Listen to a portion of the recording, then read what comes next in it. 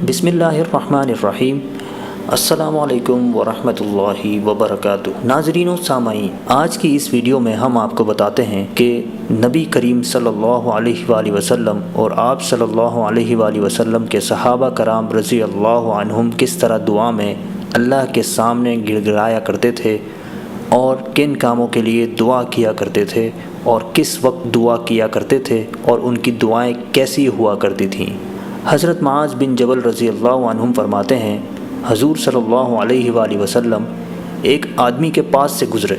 वो ये दुआ कर रहा था, ए अल्लाह, मैं तुझसे सब्र की तौफ़ीक मांगता हूँ। आप सल्लल्लाहु अलैहि वसल्लम ने फ़रमाया, तूने तो अल्लाह से मुसीबत को मांग लिया, क्योंकि पहले कोई मुसीबत आएगी फिर उसके बाद सब्र होगा।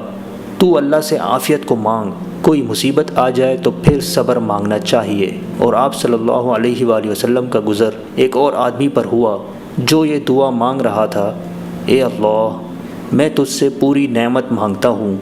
हजूर सल्लल्लाहु अलैहि वसल्लम ने फ़रमाया, ओ आदम के बेटे, तुम जानते हो कि पूरी नेमत क्या है? उसने कहा, या रसूल अल्लाह, ये तो मैंने खैर की उम्मीद में दुआ मांग ली है, मुझे नहीं पता कि पूरी नेमत क्या होती है। आप सल्लल्लाहु अलैहि वसल्लम ने फ़रमाया, पूरी नेमत ये है कि आदमी जहन्नुम की आग से बच जाए और जन्नत में चला जाए। हुजूर सल्लल्लाहु अलैहि वसल्लम एक और आदमी के पास से गुज़रे। वो कह रहा था, या ज़ल जलाली वल इकराम। आप सल्लल्लाहु अलैहि वसल्लम ने फ़रमाया, इन अल्फाज से पुकारने की वजह से तेरे लिए कबूलियत का दरवाज़ा खुल गया है, अब तू मांग।